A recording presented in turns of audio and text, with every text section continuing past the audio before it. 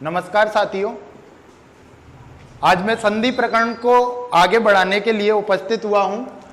तो जो संधि प्रकरण था उसमें हमने स्वर संधि को पढ़ लिया है और आगे इसी संधि में महत्वपूर्ण और रोचक जानकारी के लिए हम पढ़ रहे हैं व्यंजन संधि। और व्यंजन संधि की अगर मैं बात करूं तो सर्वप्रथम हमें पता हो कि व्यंजन संधि क्या है।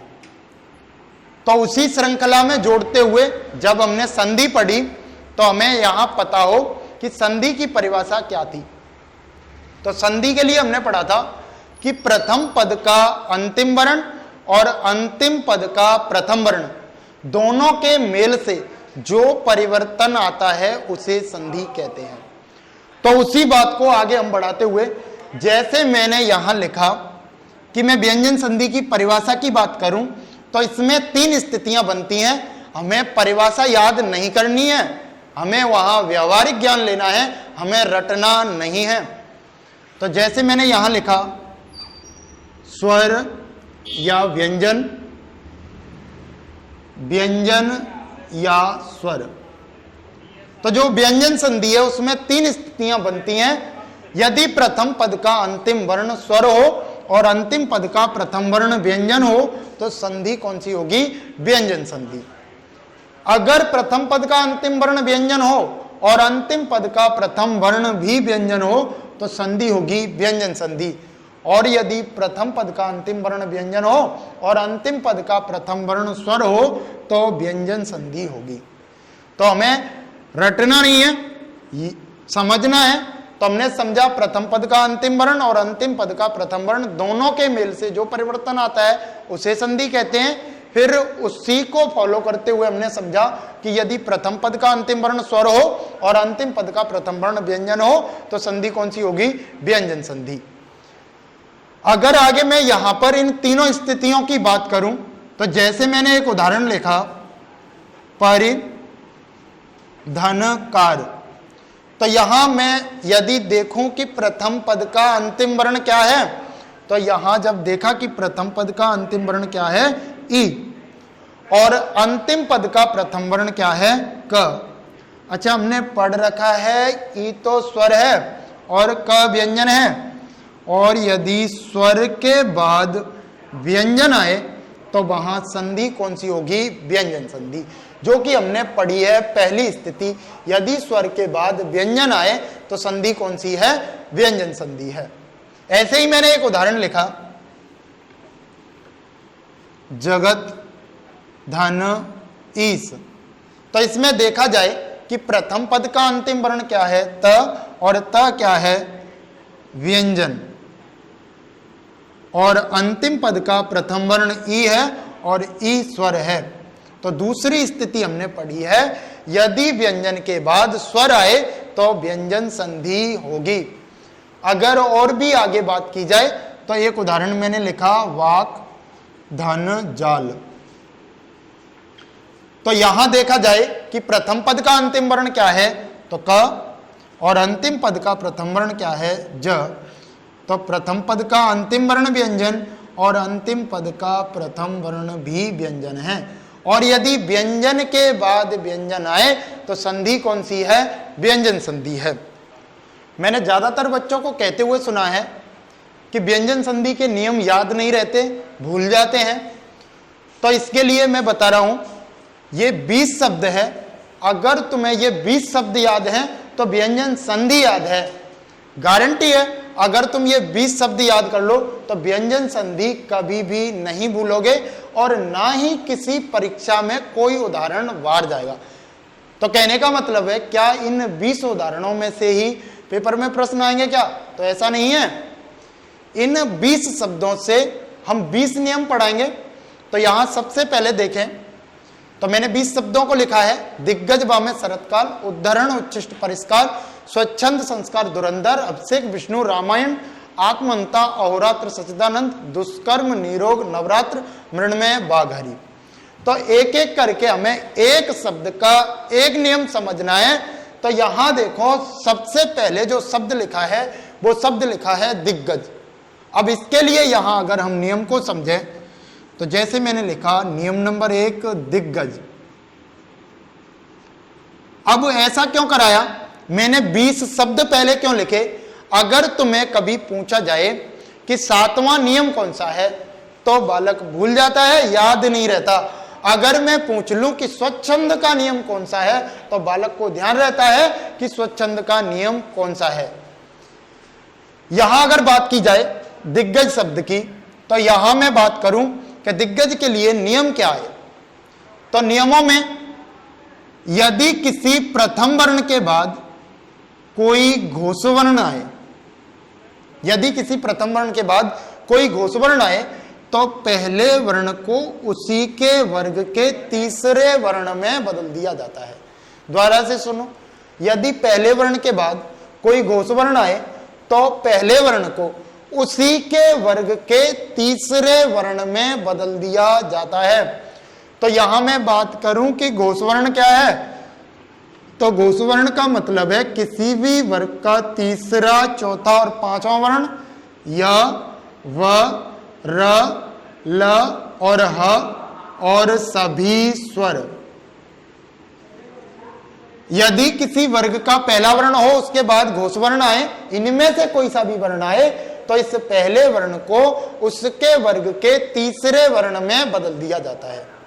यहां कह दिया जाए कि पांचवें वर्ण को छोड़कर, पांचवें वर्ण को छोड़ दिया जाएगा क्योंकि यह अपवाद स्वरूप है और इसके लिए हमने अपवाद नहीं रखे, इसके लिए एक नया नियम बनाया।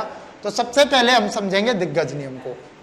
तो जैसे मैंने यहां लिखा दिक धन गज, तो मैंने कहा है कोई भी संधि हो उसमें हमें देखना है कि प्रथम पद का अंतिम वर्ण क्या है और अंतिम पद का प्रथम वर्ण क्या है।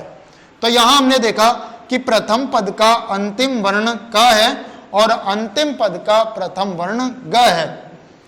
तो नियम पढ़ रखा है, यदि पहले वर्ण के बाद कोई भी घोषवर्ण मिल जाए, और ग तो घोषवर्ण है क्योंकि किसी भी वर्ग का तीसरा, चौथा या पांचवा वर्ण मिले तो तीसरा वर्ण है ग।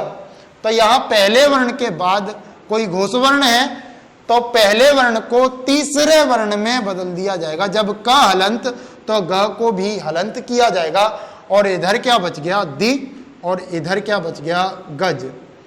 अगर इस शब्द को जोड़कर लिखा जाए कि ये शब्द क्या बनेगा, तो शब्द बन गया दिग्गज। अच्छा, और भी आगे इसमें बात की जाए तो मैंने एक उदाहरण लिया, वाक धन ईस। तो मैंने कहा है प्रत्येक उदाहरण में हमें देखना है कि प्रथम पद का अंतिम वर्ण क्या है और अंतिम पद का प्रथम वर्ण क्या है।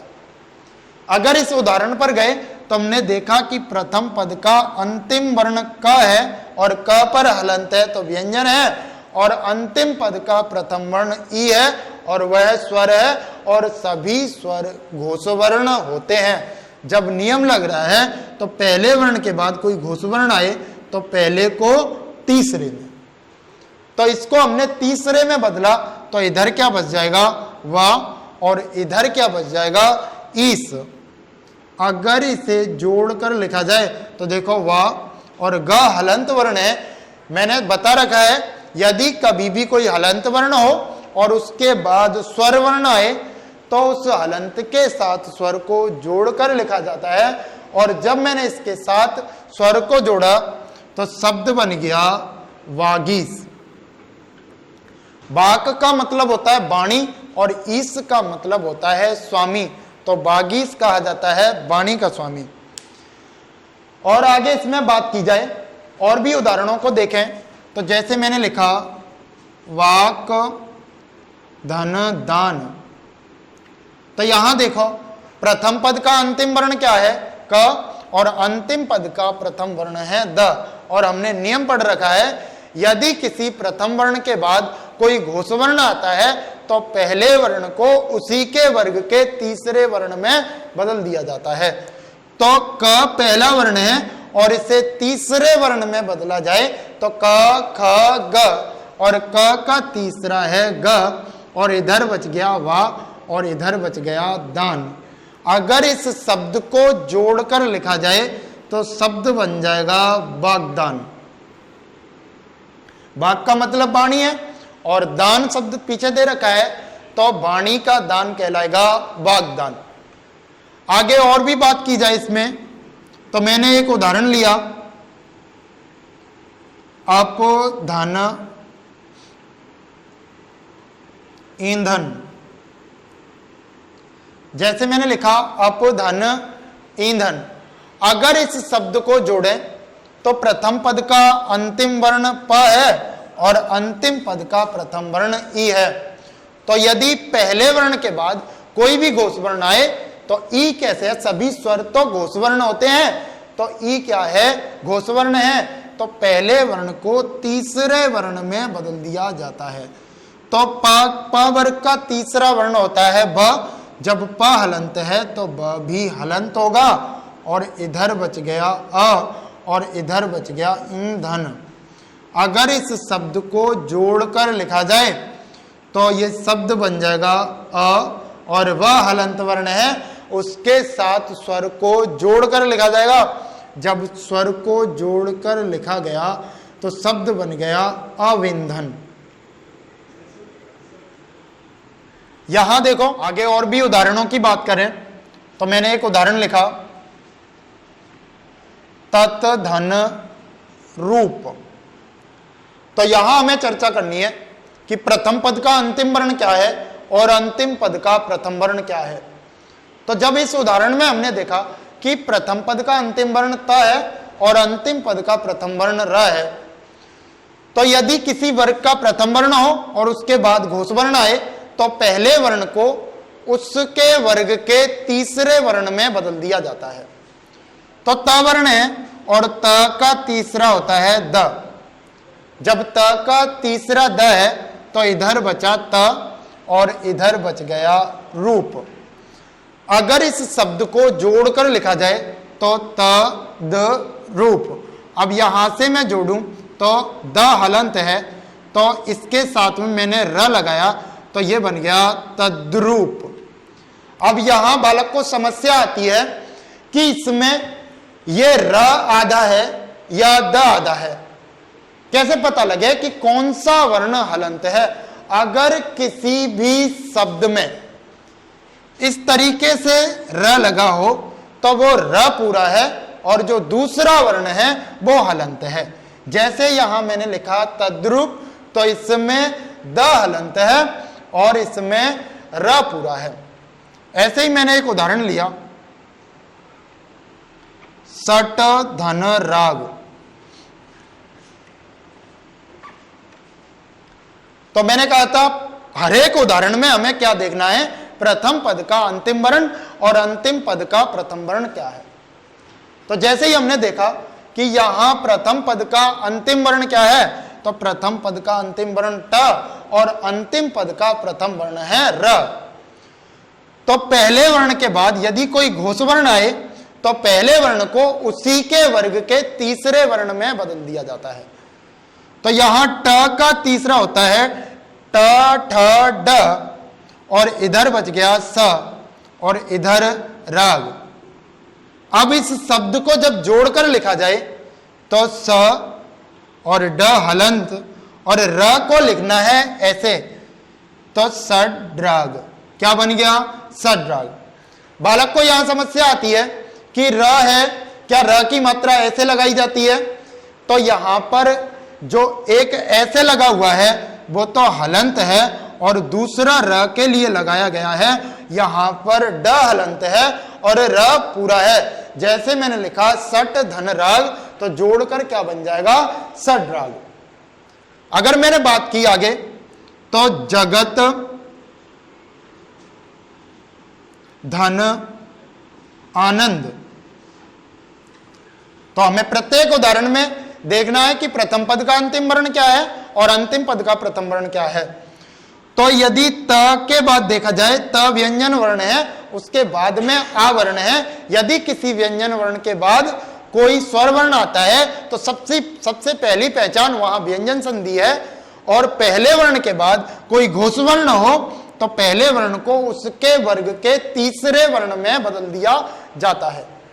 तो त का तीसरा होता है द, और इधर बच गया ज ग, और इधर बच गया आनंद। अगर इसे जोड़कर लिखा जाए तो शब्द बन जाएगा जगदानंद। और भी शब्दों की आगे बात करूं तो अच, धन, अंत। तो प्रथम पद का अंतिम वर्ण च है और अंतिम पद का प्रथम वर्ण अ, तो च का बन जाएगा ज, क्योंकि पहले वर्ण को तीसरे में, और इधर बच गया अ और बाद में बच गया अंत। अगर इस शब्द को जोड़कर लिखा जाए तो मैंने बताया जहां भी हलंत वर्ण हो और उसके बाद स्वर वर्ण आए तो स्वर को हलंत वर्ण के साथ जोड़कर लिखा जाता है। अगर इसे जोड़कर लिखा जाए तो शब्द बन गया अजंत। कहने का मतलब है अच का मतलब होता है स्वर और बाद में है अंत। जहां स्वर पर अंत हो उन्हें कहा जाता है अजंत। पहला नियम हमने पढ़ा दिग्गज, और उसी के बाद में दूसरा नियम देखें वांग्मय। अच्छा, हमने पहला नियम जब दिग्गज पढ़ा था तो वहां हमने पढ़ रखा था यदि पहले वर्ण के बाद कोई घोष वर्ण आए तो पहले वर्ण को उसी के वर्ग के तीसरे वर्ण में बदल दिया जाता है। लेकिन वहां मैंने एक बात कही थी, यहां पांचवें वर्ण को छोड़ दिया जाता है। तो पांचवें वर्ण के लिए हम अपवाद नहीं पढ़ेंगे, उसके लिए दूसरा नियम पढ़ेंगे। अगर बात की जाए नियम की तो यहां देखो, यदि पहले वर्ण के बाद पांचवा वर्ण आए तो देखो है तो घोष वर्ण, पांचवा वर्ण भी घोष वर्ण है, क्योंकि मैंने बताया था किसी भी वर्ग का तीसरा, चौथा, पांचवा य, व, र, ल और ह और सभी स्वर घोष वर्ण होते हैं। तो यहां हमने बात करी पहले के बाद घोष वर्ण आ रहा है तो क्या पहले का तीसरा होना चाहिए, लेकिन यहां तीसरा नहीं होगा। पहले वर्ण के बाद जब पांचवा वर्ण आए तो मैंने कहा था पांचवें को छोड़कर पहले नियम में, तो यदि पहले वर्ण के बाद पांचवा वर्ण आए तो पहले वर्ण को पांचवें वर्ण में बदल दिया जाता है।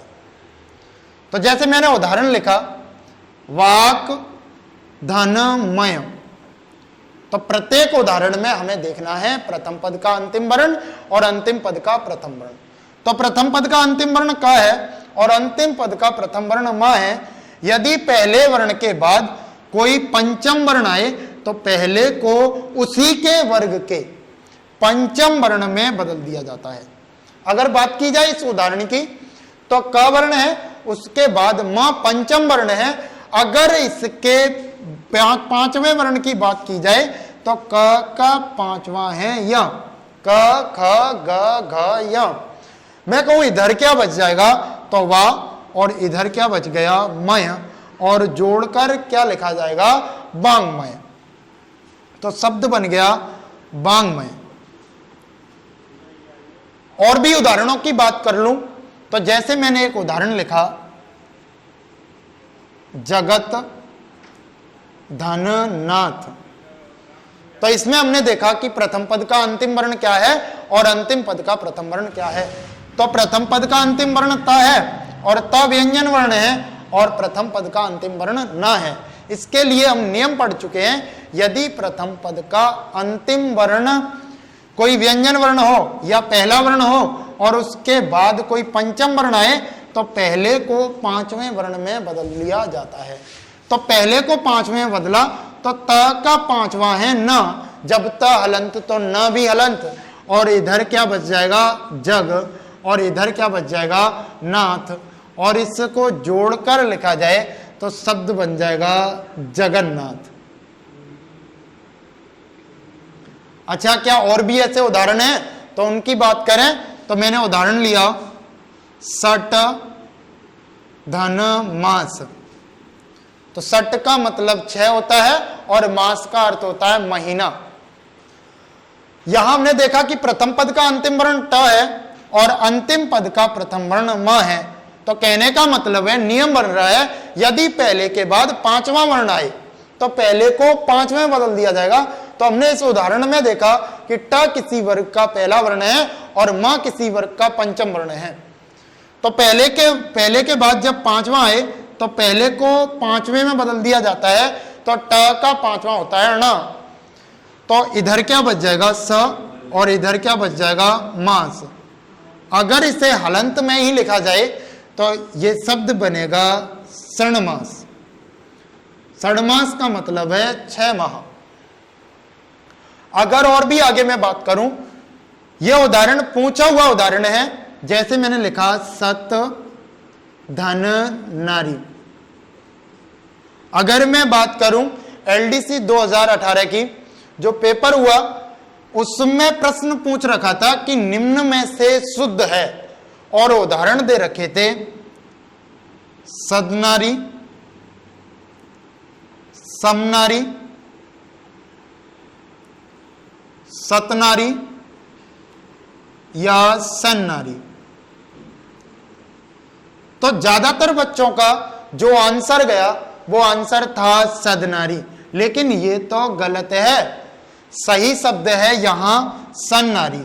लेकिन शब्द कैसे बना, तो शब्द लिखा है सत धन नारी। तो यहां देखोगे प्रथम पद का अंतिम वर्ण क्या है त, और अंतिम पद का प्रथम वर्ण क्या है न। और हमने नियम पढ़ रखा है, यदि किसी पहले वर्ण के बाद कोई पांचवा वर्ण आए तो पहले वर्ण को उसी के वर्ग के पांचवें वर्ण में बदल दिया जाता है। तो पहला वर्ण और यहां पांचवा वर्ण, तो पहले वर्ण को जब पांचवें में बदला गया तो त का पांचवा है न, और इधर बच गया स और इधर बच गया नारी। और इस शब्द को जब जोड़कर लिखा जाए तो शब्द बन जाएगा सन्नारी।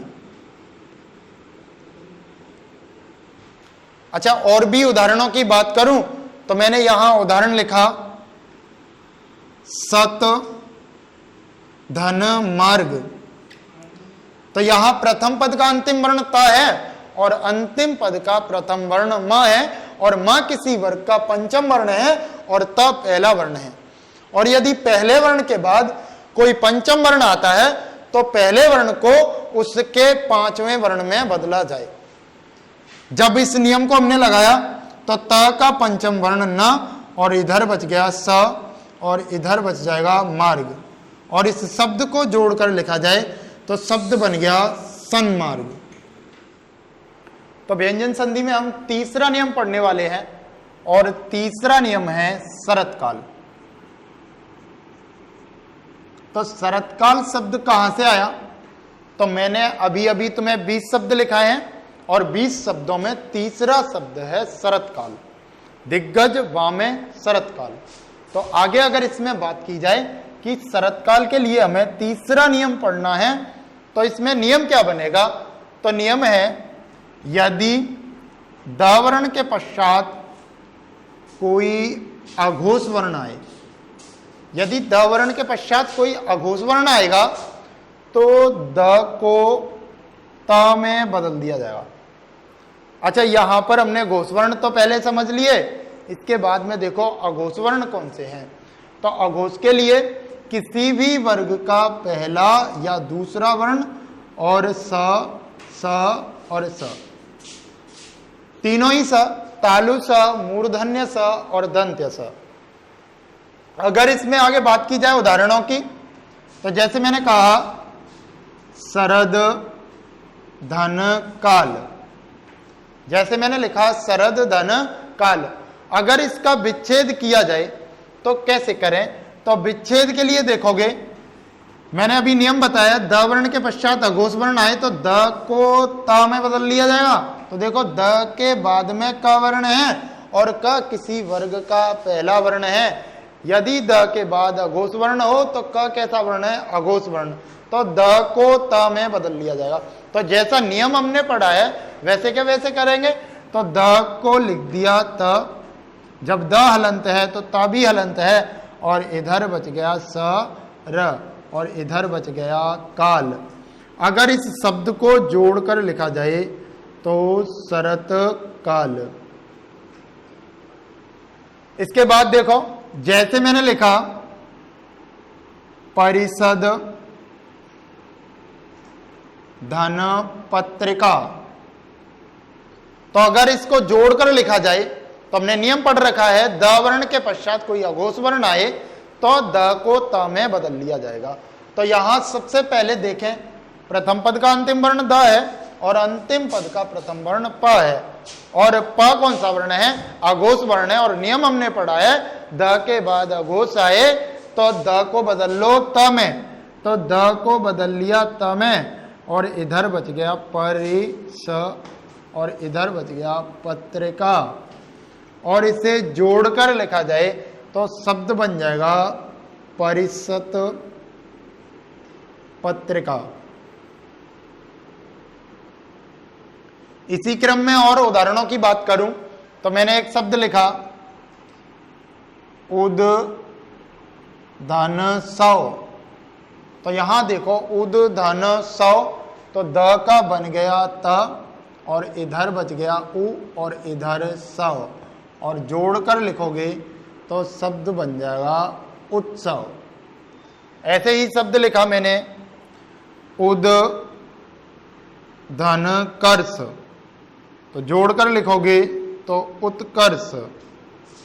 क्योंकि हमने पढ़ रखा है द वर्ण के बाद कोई अघोष वर्ण आए तो द को त में बदल लिया जाएगा। तो यहां पर द वर्ण है और द के बाद में क वर्ण, और क कौन सा वर्ण है? अघोष वर्ण है। ऐसे ही मैंने एक उदाहरण लिखा विपद धन 3, और शब्द बन जाएगा विपत्ति, क्योंकि द को त में बदल लिया और बाद में ती है तो जोड़कर शब्द बन गया विपत्ति। ऐसे ही शब्द लिखा मैंने उद धन कृष्ट, तो जोड़कर शब्द बन जाएगा उत्कृष्ट, क्योंकि द को त में बदल लिया गया और बाद में कृष्ट है तो जोड़कर बन गया उत्कृष्ट। तो देखिए चौथा नियम है उद्धरण। तो नियम कहां से लिया? जो हमने 20 शब्द पढ़े हैं वहीं से चौथा शब्द ले लिया मैंने उद्धरण। एक काम जरूर करें, जब भी पढ़ने बैठे, हिंदी पढ़े, व्यंजन संधि को पढ़ रहे हो तो कॉपी और पेन लेकर बैठे, जिससे कि साथ के साथ नोट डाउन करते जाओ। हो सके तो स्क्रीनशॉट ले लो, अगर नहीं लिख पा रहे हो तो स्क्रीनशॉट ले लो। लेकिन अगर तुम कॉपी और पेन लेकर बैठते हो, साथ के साथ लिखते हो, तो अच्छा समझ में आएगा। तो चौथा नियम मैंने लिखा है उद्धरण, और इस शब्द के लिए नियम है यदि त वर्ण के पश्चात ह वर्ण आए तो त को द में बदल दिया जाता है और ह को ध में बदल दिया जाता है। अगर इसी नियम के आधार पर इस शब्द को तोड़ा जाए, तो जैसे शब्द लिखा है उद्धरण, तो पहले मैं तोड़कर लिख लूं उत धन हरण। तो यहां नियम को देखो, त वर्ण के पश्चात ह वर्ण आए तो त को द में और ह को ध में बदल लिया जाता है। तो जैसा हमने नियम पढ़ा है वैसा ही करें। तो त को बदल लिया द में और ह को बदल लिया ध में, इधर बच गया उ और इधर बच गया ऋण। अगर इस शब्द को जोड़कर लिखा जाए तो शब्द बन जाएगा उद्धरण। ज्यादातर बालकों को समस्या आती है कि यहां द हलंत है या ध हलंत है, पहचान नहीं कर पाते। तो यहां संधि से हम पहचान कर सकते हैं। इसका विच्छेद क्या है? उत धन हरण, और जोड़कर लिखा जाएगा तो उद्धरण। तो जब त हलंत है तो द भी हलंत होगा, और ह हलंत नहीं है तो ध हलंत नहीं होगा। तो शब्द बना है उद्धरण, जिसमें कि द हलंत है और ध पूरा है। आगे इसमें और आगे मैं बात करूं तो मैंने एक शब्द लिया पत धन हति, और नियम हमने पढ़ रखा है यदि त वर्ण के पश्चात ह वर्ण आए तो त को द में बदल देना चाहिए और ह को ध में बदल देना चाहिए। लेकिन फिर भी एक बात यहां समझो, हमने नियम पढ़ा था, पहला नियम, यदि प्रथम वर्ण के बाद कोई घोष वर्ण आता है तो पहले वर्ण को उसी के वर्ग के तीसरे वर्ण में बदल दिया जाता है। तो वो नियम भी यहां काम कर रहा है। यदि पहले वर्ण के बाद, तो देखो त किसी वर्ग का कौन सा वर्ण है? पहला, और ह कैसा वर्ण है? घोष वर्ण है। तो त को बदल दिया जाएगा द में। लेकिन यहां स्पेशल कहा गया, अगर ये उसी नियम से बन जाता तो हम यहां दूसरा नियम क्यों पढ़ते? तो यहां स्पेशल कहा गया यदि त वर्ण के पश्चात ह वर्ण आए तो त को द में बदल दिया जाएगा और ह को ध में बदल दिया जाएगा। तो जैसा कह रहा है वैसा करे। तो त को बदल दिया द में और ह को बदल लिया ध में। मैं कहूं इधर क्या बच जाएगा, तो इधर बच गया प और इधर बच गया ती, और इस शब्द को जोड़कर लिखा जाए तो शब्द बन जाएगा पद्धति। अच्छा, और भी शब्दों की आगे मैं बात करूं तो मैंने यहां शब्द लिखा तत् धन हित, तो वही नियम है बिल्कुल। त के बाद ह वर्ण, तो त को द में बदल लो और ह को ध में बदल लो, तो शब्द बन जाएगा तद्धित।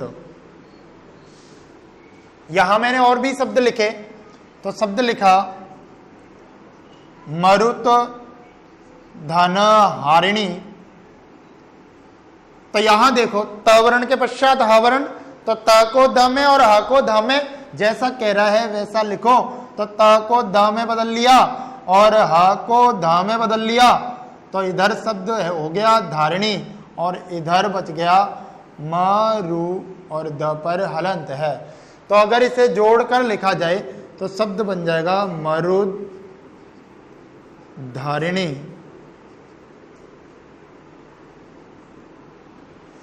यहां हमने 4 नियम पढ़े हैं। पहला पढ़ा था दिग्गज, दूसरा वांग्मय, तीसरा शरतकाल और चौथा है उद्धरण। तो साथ के साथ नोट डाउन करते जाएं।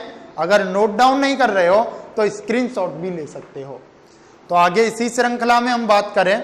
5वां नियम है उच्छिष्ट, और यह नियम क्या कहता है, तो इस नियम को समझो एक बार। यदि त वर्ण के पश्चात स वर्ण आए, अच्छा कौन सा सा है, तो ये तालु सा है। 3 स होते हैं, तालु स, मूर्धा सा और दंत्य सा।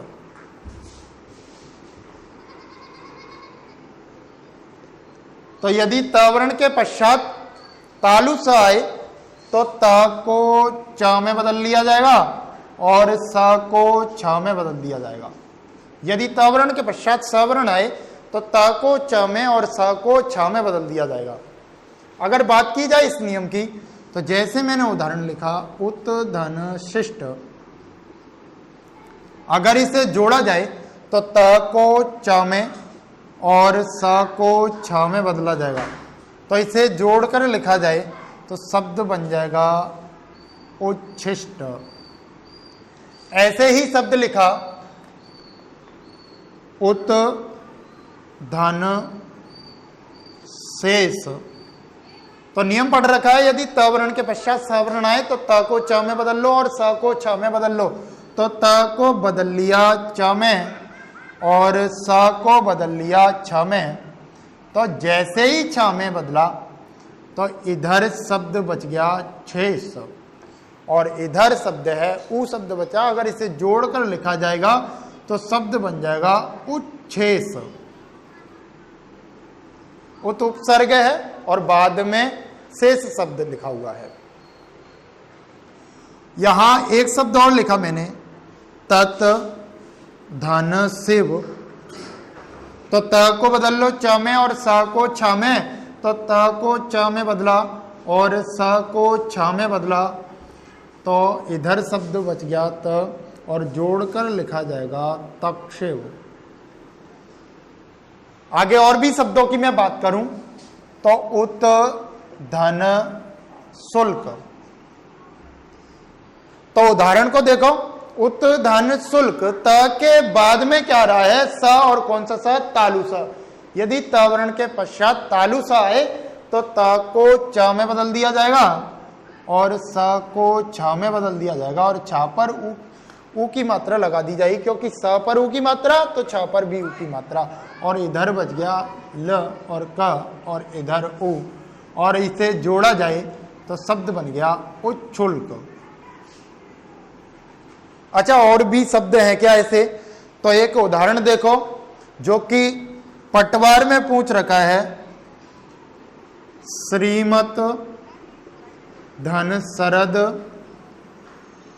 धन चंद्र, ये पूछ रखा था पटवार में।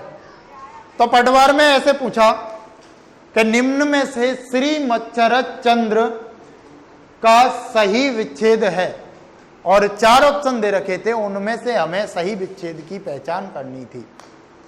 तो मैंने शब्द को तोड़कर लिखा है श्रीमत धन शरद धन चंद्र, तो जोड़कर बनेगा श्री मच्छर चंद्र। अब देखो कैसे, तो यहां शब्द लिखा है श्रीमत धन शरद धन चंद्र। तो नियम देखो, यदि त वर्ण के पश्चात स वर्ण आए तो त को च में बदल लिया जाएगा और स को छ में बदल लिया जाएगा। तो यहां से मैंने अगर इसे जोड़ा तो श्री मच्छर, आगे नियम आएगा, ये यहां से जो शब्द बना है, तो जो नियम नंबर 15 लिखा है ना सच्चिदानंद, तो नियम नंबर 15 पे मैं बताऊंगा वहां, फिर भी यहां समझ लो, यदि द वर्ण के पश्चात त या द के बाद च छ जड़टल वर्ण आते हैं तो उन वर्णों का द्वित्व हो जाता है, और द्वित्व का मतलब होता है डबल। बाकी मैं नियम भी बताऊंगा, लेकिन इस शब्द की जब हम बात कर रहे हैं तो यहां मैंने बताया, तो यहां जो द लिखा है तो यहां इस शब्द का, इस वर्ण का क्या हो जाएगा, द्वित्व हो जाएगा। अब द के बाद में च वर्ण है तो यहां हो गया द्वित्व, और शब्द बन गया ऐसे।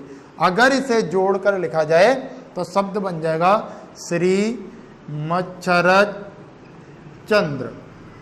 अच्छा, शब्द बना है श्री मच्छर चंद्र, क्या इसका अर्थ मच्छर है क्या? तो इसका अर्थ मच्छर नहीं है। ये शब्द क्या है?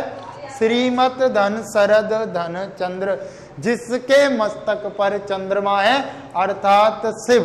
श्रीमत धन शरद धन चंद्र, तो शब्द बन जाएगा श्री मच्छर चंद्र। ऐसे ही मैंने एक शब्द लिखा सत धन शासन, सत धन शासन। तो इसके लिए हमने नियम पढ़ रखा है, यदि त वर्ण के पश्चात तालु स आए तो त को च में बदल लिया जाएगा और स को छ में बदल लिया जाएगा। मैं कहूं इधर क्या बच गया तो स, और इधर क्या बच गया शासन, और इस शब्द को जोड़कर लिखा जाए तो शब्द बन जाएगा सच्छासन। लेकिन जब हम विच्छेद करें तो हम यहां ध्यान रखेंगे कि जो त होता है वह च का बनेगा और जो स है वो छ का बनेगा। तो जब जोड़कर शब्द दे रखा हो और तोड़कर लिखा जाए तो वहां ध्यान रखोगे सत धन शासन, इसका विच्छेद होगा और जोड़कर शब्द बनेगा सच्छासन। तो इसी श्रृंखला में देखिए छठवां नियम, और छठवां नियम है परिष्कार। अगर इस नियम की मैं बात करूं तो व्यंजन संधि का सबसे सरल नियम, सबसे सरल नियम है।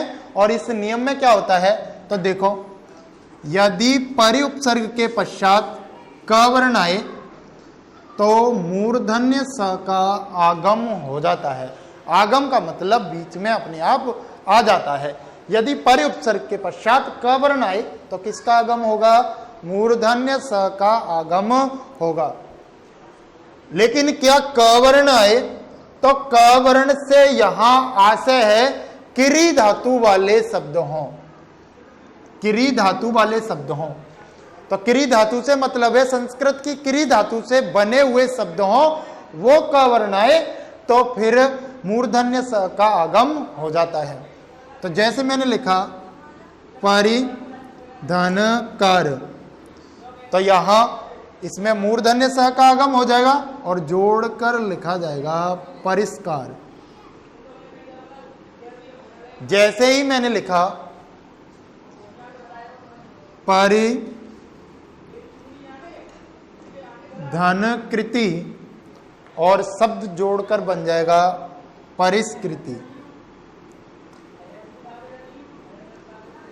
और मैंने लिखा परिधन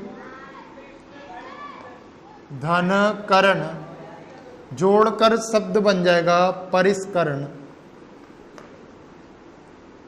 जैसे मैंने लिखा परिधन कारक और शब्द बन जाएगा जोड़कर परिष्कारक। तो नियम हमने पढ़ा था, परि उपसर्ग के पश्चात क वर्ण आए तो मूर्धन्य स का आगम हो जाता है। जैसे सभी उदाहरणों में देखा जाए तो परिधनकार जोड़कर बन गया परिष्कार, परिधनकृति जोड़कर बन गया परिष्कृति, परिधनकृत तो जोड़कर बन गया परिष्कृत। जैसे मैंने लिखा परिधनकृत तो जोड़कर बन जाएगा परिष्कृत। ऐसे ही मैंने लिखा परिधनकरण तो जोड़कर बन जाएगा परिष्करण, और जैसे शब्द लिखा है परिधन कारक तो जोड़कर बन जाएगा परिष्कारक। तो साथ के साथ नोट डाउन करते जाएं, चाहो तो स्क्रीनशॉट ले सकते हो। तो व्यंजन संधि को आगे बढ़ाते हुए इसी श्रृंखला में देखिए 7वां नियम, और 7वां नियम है स्वच्छंद। अच्छा, मैंने शब्द कहां से लिखा है तो हमें पता होना चाहिए। शुरुआत में 20 शब्द लिखा है, उन्हीं 20 शब्दों में से 7वां शब्द है स्वच्छंद, और यहां से इसके बारे में हम 7वां नियम पढ़ेंगे। यदि किसी स्वर वर्ण के पश्चात 6 वर्ण आता है, नियम क्या है, यदि किसी स्वर वर्ण के पश्चात 6 वर्ण आता है तो च का आगम हो जाता है। किसका आगम हो जाता है? च का आगम हो जाता है। और जैसे ही मैंने शब्द लिखा स्वधन छंद, तो मैंने कहा है प्रत्येक संधि में हमें देखना है प्रथम पद का अंतिम वर्ण और अंतिम पद का प्रथम वर्ण। जब हमने यहां देखा कि प्रथम पद का अंतिम वर्ण क्या है तो स्व, और स्व में अंतिम वर्ण क्या है? अ, और उसके बाद में 6 वर्ण। तो नियम पढ़ रखा है यदि किसी स्वर वर्ण के पश्चात 6 वर्ण आए तो च का आगम हो जाता है। तो च का कर दो आगम, और इधर शब्द स्व और बाद में छंद, और जोड़कर लिखा जाए इस शब्द को तो शब्द बन जाएगा स्वच्छंद। ऐसे ही मैंने एक और शब्द लिखा, तो शब्द लिखा तरु धन छाया। तो अगर इस शब्द को जोड़कर लिखा जाए तो नियम पड़ा है यदि स्वर वर्ण हो और स्वर वर्ण के बाद में कोई व्यंजन वर्ण आता है और व्यंजन वर्ण में भी 6 वर्ण आए तो च का आगम हो जाता है। तो जोड़कर शब्द बन जाएगा तरु छाया। ऐसे ही मैंने एक शब्द लिखा आगे प्रति धन छवि, तो च का आगम करना है और जोड़कर बन जाएगा प्रति छवि। ऐसे ही शब्द लिखा परिधन छेद, तो जोड़कर शब्द बन जाएगा परिच्छेद। शब्द जब मैंने लिखा अनुधन छेद, तो जोड़कर शब्द बन जाएगा अनुच्छेद। ऐसे ही मैंने लिखा परिधन छाया, तो जोड़कर शब्द बन जाएगा परिच्छाया। तो यहां हमने नियम पढ़ रखा है यदि किसी स्वर वर्ण के पश्चात 6 वर्ण आए तो च का आगम हो जाता है। जैसे एक उदाहरण और देखोगे तो वि धन छेद, और जोड़कर शब्द बन गया विच्छेद। तो नियम पढ़ा था यदि किसी स्वर वर्ण के पश्चात 6 वर्ण आए तो च का आगम हो जाता है, और सभी उदाहरणों में देखा जाए तो च का आगम हो रहा है। जैसे मैंने लिखा परिधन छेद परिच्छेद, तरुधन छाया तरुच्छाया, अनुधन छेद अनुच्छेद, प्रतिधन छवि प्रतिच्छवि। और साथ के साथ कॉपी में लिखते जाओगे तो कॉपी पेन लेकर बैठे नोट डाउन करते जाओ, चाहो तो स्क्रीनशॉट ले सकते हो। तो देखिए 8वां नियम, और 8वां नियम है संस्कार। तो इस नियम को समझा एक बार कि नियम क्या कहता है। यदि सम उपसर्ग के पश्चात क वर्ण आए, और क भी कौन सा? किरी वाला, जो किरी धातु होती है संस्कृत की, उससे बने हुए शब्द होने चाहिए। यदि सम उपसर्ग के पश्चात क वर्ण आए और वो किरी धातु वाला, तो म का अनुस्वार हो जाता है और दंत्य स का आगम हो जाता है। तो ये तो हमने नियम पढ़ा, यदि सम उपसर्ग के पश्चात क वर्ण आए किरी धातु वाला तो म का अनुस्वार हो जाता है और दंत्य स का आगम हो जाता है। अगर इस बात को व्यवहारिक रूप में समझें तो मैंने लिखा सम धन कार, और जोड़कर शब्द बन गया संस्कार। अच्छा, संस्कार कैसे बन गया? तो हमने अभी अभी पढ़ा है, यदि सम उपसर्ग के पश्चात का वर्ण आए तो म का अनुस्वार कर देना और दंत्य स का आगम कर देना। तो यहां देखो, म का हो गया अनुस्वार और दंत्य स का हो गया आगम, तो जोड़कर शब्द बन गया संस्कार। जैसे मैंने लिखा समधन करण, तो जोड़कर शब्द बन गया संस्करण। जैसे मैंने लिखा समधन कृति, और जोड़कर शब्द बन गया संस्कृति। ऐसे ही यहां पर एक शब्द और लिखा मैंने, समधन कल्प, और जोड़कर बनता है संकल्प, ना कि संस्कल्प। अब देखो, जो बात मैंने कही थी वो समझनी है। यहां यदि सम उपसर्ग के पश्चात क वर्ण आए, ऐसे नहीं रटे नियम को, यदि सम उपसर्ग के पश्चात क वर्ण आए तो क्या हो जाता है, जो म है उसका अनुस्वार हो जाता है तथा दंत्य स का आगम हो जाता है। ऐसे नहीं रटना है, हमें याद करना है और व्यावहारिक रूप में समझना है। तो याद क्या करना है, यदि सम उपसर्ग के पश्चात क वर्ण आए, और क वर्ण कौन सा, क्री धातु वाला, तो क्री का अर्थ होता है करना। तो क्री धातु से बने हुए शब्द आए, क्री धातु वाले क से शुरुआत होने वाले शब्द हो तो उनमें मां का अनुस्वार हो जाएगा और दंत्य स का आगम हो जाएगा। लेकिन जब मैंने शब्द लिखा संकल्प, तो संकल्प में मैंने लिखा है समधन कल्प, और कल्प क्री धातु वाला शब्द नहीं है, इसलिए यहां पर ये वाला नियम नहीं लगेगा। तो ध्यान रखोगे, समधन कल्प इस नियम में नहीं आएगा। आगे नियम है उसमें आएगा, इसके लिए नियम है, ठीक है। तो ध्यान रखोगे, यदि सम उपसर्ग के पश्चात क वर्ण आए क्री धातु वाला, तो म का अनुस्वार और दंत्य स का आगम हो जाता है।